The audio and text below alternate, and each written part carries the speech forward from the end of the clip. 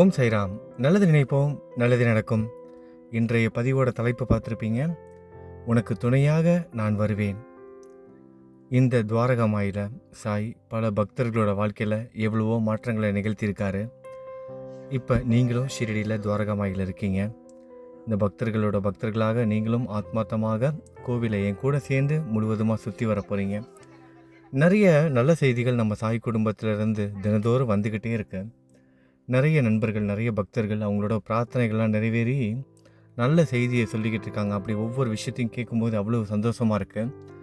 கூடிய சீக்கிரமே உங்களோட பிரார்த்தனையும் நிறைவேறும். சாய்க்கு நன்றி சொல்லுவீங்க, நம்ம சாய் குடும்பத்திலையும் வந்து சொல்லுவீங்க. இது நிச்சயமாக நடக்கும். ஒவ்வொரு நாளும் ஒவ்வொரு நேரத்திலும் சாய் நமக்கு ஏதாவது ஒரு ரூபத்தில் துணையாக இருக்கார். நம்ம கடந்து போகின்ற பாதையில் நம்ம அனுபவிக்கிற அந்த கஷ்டங்கள்லேயும் இந்த கலியுக வாழ்க்கையில் நம்மளோட கர்ம வினையின் காரணமாக அனுபவிக்கிற துன்பங்களிலிருந்து நம்மளை மீட்டெடுப்பார். எத்தனையோ பக்தர்களை சாய் நல்வழிப்படுத்தியிருக்காரு. அவங்களோட வாழ்க்கையை மீட்டு கொடுத்துருக்காரு, புது வாழ்க்கையை அமைச்சு கொடுத்துருக்காரு.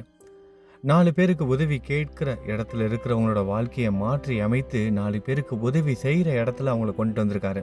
இப்போ என் கூட சேர்ந்து கோவிலை முழுவதுமாக இந்த வீடியோ பார்ப்பதன் மூலமாக ஆத்மார்த்தமாக சுற்றி வர பக்தர்கள்ட்ட நான் ஒன்று தான் சொல்லிக்குவேன். எதுவுமே நிரந்தரம் கிடையாது. எதுவுமே நிரந்தரம் கிடையாது. நம்ம இது நினைக்குமா, இது நினைக்காதா, இது தாங்குமா தாங்காதா, அந்த மாதிரியான சந்தேகம்லாம் எதுவுமே வேணாம். சாய் நினைச்சார்னா எதை வேணால் மாற்றி அமைப்பார். சாய் நினைச்சார்னா எதை வேணாலும் மாற்றி அமைப்பார். அந்த சராசரங்களையும் கட்டி ஆள்பவர். ஜாதகம், கிரகம், அந்த தோஷம், இந்த தோஷம், அது இதுன்னு எதை நினச்சி கவலைப்படாதீங்க. கர்ம வினையவே மாற்றுற சாயி மற்றதை மாற்ற மாட்டாரா என்ன? எல்லாத்தையும் மாற்றி அமைப்பார். நம்மளோட கர்ம வினையை ஏதாவது ஒரு ரூபத்தில் அவர் ஏற்றுக்குவார். எந்த குருவும் எந்த கடவுளும் இதை சொன்னதே கிடையாது. எந்த அவதாரமும் இதை சொன்னது கிடையாது. எவ்வளவோ அவதாரங்கள் நிகழ்ந்திருக்கு. உன்னோட கர்ம வினையை நான் எடுத்துக்கிறேன்ப்பா, உன் வாழ்க்கையை மாற்றி அமைக்கிறேன்ப்பான்னு எந்த ஒரு அவதாரமும் வாக்குறுதி கொடுத்தது கிடையாது, செஞ்சதும் கிடையாது. நம்ம கர்ம வினையை நம்ம தான் அனுபவிக்கணும். பொறுமையாக இருங்கன்னு சொல்லுவாங்க. ஆனால் சாய் ஒருத்தர் தான். அவர் மனசு வச்சுட்டாருன்னா எப்பேற்பட்ட இன்னல்கள்லேருந்து நம்மளை மீட்டு கொண்டுட்டு வந்துடுவார். நம்மளோட கர்ம வினையை அவர் ஏற்றுக்குவார். அந்த கர்ம வினையை அவர் எந்த ரூபத்தில் வேணாலும் எடுப்பார். ஒரு சின்ன ஒரு நாய்க்குட்டியாக கூட வருவார், ஒரு பறவையாக வருவார். நம்ம ஏதோ ஒரு இடத்துல ₹1 காணிக்கை கொடுத்தோம்னா அந்த காணிக்கை மூலமாக கூட நம்மளோட கர்மங்கள் போகும். நாய்க்குட்டிக்கு போடுற பிஸ்கட் மூலமாக, ஏழை எளிய மக்களுக்கு உணவு கொடுப்பதன் மூலமாக, ஆடை கொடுப்பதன் மூலமாக, இப்படி நம்மளோட நல்ல விஷயங்களை செய்ய வைத்து அதன் மூலமாக நம்மளோட சாயி நம்மளோட கர்ம வினையை போக்குவார். இது பொருளாகவோ பணமாகவோ அப்படிங்கிற மாதிரிலாம் கிடையாது. நம்ம சச்சரிதத்தில் கூட பார்த்துருப்போம். ஹேமந்த் பந்த் அவர்கள்ட்ட தட்சிணை வாங்கிட்டு வர சொல்லுவார். யாருக்கிட்ட? ஷாமா கிட்ட. ஷாமா என்ன பண்ணுவார்? நமஸ்காரங்களை அனுப்பி வைப்பார். பாபா எத்தனை ரூபா கேட்டாரோ அத்தனை நமஸ்காரத்தை கொடுத்து அனுப்பி வைப்பார். இதுதான் காணிக்கை அப்படின்னு. அந்த மாதிரி நம்ம அவர்கிட்ட காமிக்கிற அந்த பக்தியின் மூலமாக, நம்ம அவருக்கு செய்கிற சேவைகள் மூலமாக அந்த மாதிரி கூட நம்மளோட கர்ம வினையை போக்குவார். காணிக்கை எல்லாருக்கிட்டையும் வாங்க மாட்டார். ஒவ்வொரு பக்தர்கள்ட்ட ஒவ்வொன்று. ஒரு சில பக்தர்கள்ங்கிறத விட அவர் பெரும்பாலும் அவர் எதிர்பார்க்கறது அந்த நம்பிக்கைங்கிறது ஒரு விஷயந்தான். தூய்மையான பக்தி, அந்த குரு பக்தி, அதை விட சிறந்தது வேறு எதுவுமே கிடையாது இந்த உலகத்தில். அது ஒன்று தான். இந்த கலியுகத்தில் நம்மளை காப்பாற்ற போகிறது, காப்பாற்றிக்கிட்டு இருக்குது. இனிமேல் நம்ம வாழ்க்கையில் நடக்க போகிறது, எல்லாத்தையும் முடிவு செய்ய போகிறது நம்ம சாய் மேலே வச்சுருக்க அந்த குரு பக்தி ஒன்று தான். எந்த சூழ்நிலையிலும் அதை விட்டு விலகி வந்துடவே கூடாது. அதுதான் இன்றைக்கி இருக்கிற மிகப்பெரிய ஒரு போராட்டமே நம்ம வாழ்க்கையில். இந்த மனசு இருக்கு பாருங்க, சாதாரணமானது கிடையாது. நம்ம சொல்லுவோம், வார்த்தைக்கு வார்த்தை சாயி சாயின்னு சொல்லுவோம். நம்மளே ஒரு நிமிஷம் சாய் ஏன் என்னை சோதிக்கிறாரு, சாய் ஏன் என்னை பார்க்க மாட்டேங்கிறாரு, இப்பெல்லாம் புலம்புவோம். ஒரு சந்தேகம், சாய் நமக்கு கூட இல்லையோ அப்படிங்கிற அந்த சந்தேகம் வரும்போது நமக்கு அந்த புலம்பல் வர ஆரம்பிச்சிடும். புலம்பலே இருக்கக்கூடாது, கோரிக்கையை வச்சுக்கிட்டே இருங்க. அது தவறு கிடையாது. தினமும் கூட பிரார்த்தனை பண்ணுங்க, புலம்பாதீங்க. கோரிக்கையை வச்சுக்கிட்டே இருங்க. நன்றி சொல்கிற நாள் எனக்கு வருங்கிற நம்பிக்கையோட உங்களோட கோரிக்கையை வைங்க, பிரார்த்தனையை வைங்க. இந்த லௌகீக வாழ்க்கையில், இந்த மெட்டீரியல் லைஃப்பில், நம்ம இந்த குடும்ப வாழ்க்கையில் நம்ம அனுபவிக்கிற இந்த கஷ்டங்களுக்கும் சாய்க்கும் எந்த ஒரு சம்மந்தமும் கிடையாது. அதாவது அவர் இந்த சோதனைகளை ஏற்படுத்தலை. நம்ம முற்பிறவியில் செய்த கர்மங்களால் நிகழ்கின்ற விஷயங்களும் இந்த பிறவியில் நம்ம தெரிஞ்சே செய்கின்ற தவறுகளால் பெரும்பாலும் பாருங்கள், நம்ம வாழ்க்கையில் நடக்கிற நிறைய விஷயங்கள், நம்ம வாழ்க்கையில் நடக்கிற பல விஷயங்கள் நம்ம தான் அது காரணமாக இருப்போம். ஒரு சில விஷயம் மட்டும்தான் நம்ம கைக்கு அப்பாற்பட்டு ஏதோ ஒருத்தங்க வேறு யார் மூலமாகவும் நமக்கு வந்து பிரச்சனைகள் வந்திருக்கும். நிறைய நண்பர்கள், இப்போ என்னையும் சேர்த்து தான் சொல்கிறேன், உடல்நிலை சரியில்லைன்னா அதுக்கு நம்ம உடல்நிலை நம்ம சரியாக கவனிச்சிக்காதது கூட நிறைய பேருக்கு பாதிப்பு வந்து உண்டாக்கும். ஒரு சில விஷயங்கள் தான் அவங்களுக்கே தெரியாது எப்படி நிகழ்ந்தது, அவங்களுக்கு ஒரு கெட்ட பழக்கம் கூட இருக்காது. அதெல்லாம் நம்ம கைக்கு அப்பாற்பட்ட விஷயம், கர்ம வினையினால் ஏற்படுறது. அதை வந்து சாய்கிட்ட ஒப்படைச்சிடும். இப்படி ஒவ்வொரு விஷயத்துக்கும் நம்ம வந்து சாய் என் கூட இருக்கார் அப்படிங்கிற அந்த நம்பிக்கையோடு நம்மளோட கோரிக்கையை, நம்மளோட பிரார்த்தனையை அவர்கிட்ட வச்சுட்டு நம்ம நம்பிக்கையோடு வந்து வாழ முயற்சி பண்ணணும். அப்படி முயற்சி பண்ணும்போது சாய் ரொம்ப சந்தோஷப்படுவார். ஏன்னா முயற்சி எடுக்கிற மாணவனை தான் ஆசிரியருக்கு பிடிக்கும். நம்ம குருவுக்கும் அப்படி தானே பிடிக்கும். முயற்சி எடுக்கிற மாணவனுக்கு தானே உதவி செய்வாங்க, அவங்கள தானே என்கரேஜ் பண்ணுவாங்க, அவங்களுக்கு தானே உதவி செய்வாங்க.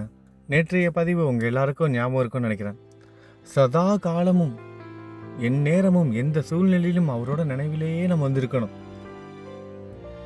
அது ஒன்று தான் நம்ம வந்து இறைவனை அடைய முடியும், நம்ம குருவை வந்து அடைய முடியும்.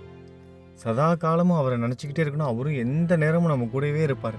நான் நிறைய பக்தர்களோட வாழ்க்கையில் நிறைய நல்ல விஷயங்கள் நடந்ததை என் கண்கூட வந்து பார்த்துருக்கேன். ஒரு பக்தரோட வீட்டில் ஒருத்தவங்க சாயோட பக்தராக இருந்தால் அந்த வீட்டையே அவர் பார்த்துக்குவார். சரியாக அவங்களால பூஜை கூட பண்ண முடியாது, சரியாக கோயிலுக்கு கூட போக முடியாது.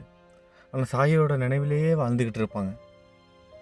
வேறு எதுவுமே அவங்க செஞ்சுருக்க மாட்டாங்க, பெருசாக பூஜை பண்ணியிருக்க மாட்டாங்க, பெருசாக கோயிலுக்கு போயிருக்க மாட்டாங்க. அந்த மாதிரியான சூழ்நிலைகளே இருந்திருக்காது. அவங்க வீட்டில் அவ்வளவு கஷ்டத்தோடு வாழ்ந்துருப்பாங்க. சூழ்நிலைகளே அந்த மாதிரி அமைஞ்சிருக்காது. ஆனால் சதா காலமும் பாபாவே நினச்சிக்கிட்டு இருப்பாங்க. அது ஒன்றே அவங்க வாழ்க்கையவே மாற்றி அமைச்சிருக்கோம், அவங்க குடும்பத்தோட வாழ்க்கையவே மாற்றி அமைச்சிருக்கோம். இந்த மாதிரி எவ்வளோ விஷயங்கள் நடந்திருக்கும், உங்களோட வாழ்க்கையிலையும் உங்களை சுற்றியும் நடந்திருக்கும் இது எல்லாமே.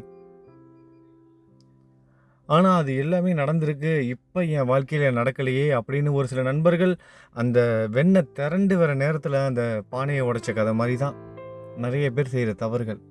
இதெல்லாம் சரியாகி முடிகிற நேரத்தில் வந்து எதிர்மறை சிந்தனை, கலியுகத்தோட பிரபாவமே அதுதான். நம்மளை நல்லதை சிந்திக்கவே விடாது.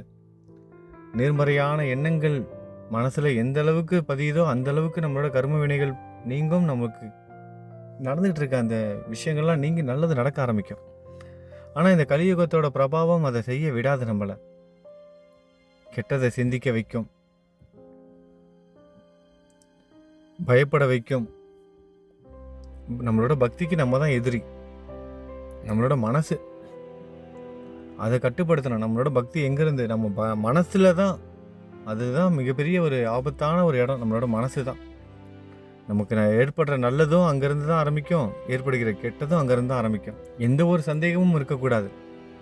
என் சாய் என் கூட இருக்காரு, எந்த ரூபத்தில் வேணாலும் எனக்கு வந்து உதவி செய்வார் அப்படிங்கிற அந்த நம்பிக்கை எப்போதுமே இருக்கணும். சதா காலமும் அவரோட சிந்தனையிலேயே வாழணும். சந்தோஷமாக இருக்கும் போதும் சரி, ஏதாவது கஷ்டத்தை அனுபவிச்சுட்டு இருக்கும் போதும் சரி. நம்ம சாய் குடும்பத்தில் நிறைய சகோதர சகோதரிகள், குழந்தைகள், பெரியவங்கன்னு உடல்நிலை சரியில்லாமல் இருக்காங்க. நம்ம ஆஞ்சநேயர் கோயிலுக்கு வந்திருக்கோம். நீங்களும் பிரார்த்தனை பண்ணிக்கோங்க, நானும் பிரார்த்தனை பண்ணிக்கிறேன். நம்ம சாய் குடும்பத்தில் உடல்நிலை சரியில்லாத சகோதர சகோதரிகள் எல்லாரும் பூரண உடல் ஆரோக்கியத்தோடு சந்தோஷமாக வாழணும். அவங்களுக்கு ஒரு மறு வாழ்க்கையை சாய் அமைச்சு கொடுக்கணும்னு நம்ம எல்லாரும் பிரார்த்தனை பண்ணிக்குவோம். அப்புறம் இன்றைக்கி நம்ம சாய் குடும்பத்தில் பிறந்தநாள் கொண்டாடும் சகோதர சகோதரிகளுக்கு பிறந்தநாள் நல்வாழ்த்துக்கள். திருமண நாள் கொண்டாடும் தம்பதிகளுக்கு திருமண நாள் நல்வாழ்த்துக்கள். நம்ம சாய் குடும்ப இந்த மோட்டிவேஷன் வீடியோவில் தினமும் ஷீரடியிலேருந்து பிறந்தநாள் வாழ்த்துக்கள் சொல்லணும்னு நீங்கள் விருப்பப்பட்டீங்க. உங்கள் குடும்பத்தில் உங்களுக்கு இல்லை உங்கள் உறவினர்களுக்கு, நண்பர்களுக்கு பிறந்தநாள் வாழ்த்துக்கள் சொல்லணும், திருமண நாள் வாழ்த்துக்கள் சொல்லணும்னா தயவுசெய்து யூடியூப் கமெண்ட் செக்ஷனில் வந்து கமெண்ட்டில் வந்து சொல்லாதீங்க. என்னோடய வாட்ஸ்அப் நம்பர் நான் நிறைய முறை கொடுத்துருக்கேன். என்னோடய வாட்ஸ்அப்பில் வந்து மெசேஜ் பண்ணுங்கள். நாளைக்கு பிறந்த நாள்னா அதுக்கு ஒரு நாள் முன்பு, நாளைக்குன்னா இன்றைக்கி மெசேஜ் பண்ணுங்கள். நான் பிறந்தநாள் வாழ்த்துக்கள் சொல்லி, அதே மாதிரி திருமண நாள் வாழ்த்துக்களுக்கும் அதே மாதிரி தான். தயவுசெய்து யூடியூப் கமெண்ட் செக்ஷனில் வந்து கமெண்ட் பண்ணாதீங்க. வாட்ஸ்அப் நம்பரில் வாட்ஸ்அப் மெசேஜ் பண்ணுங்கள். உங்கள் சாய்கிட்ட நீங்கள் இன்றைக்கி பிரார்த்தனை பண்ண விஷயம் நிச்சயமாக உங்களுக்கு நடக்கும். சாய் உங்கள் கூடவே உங்களுக்கு துணையாக வருவார். நீங்கள் அனுபவிக்கிற கஷ்டத்துலேருந்து உங்களை மீட்டு கொண்டுட்டு வருவார். நம்பிக்கையோடு இருங்க. எந்த ஒரு சந்தேகமும் வேணாம்.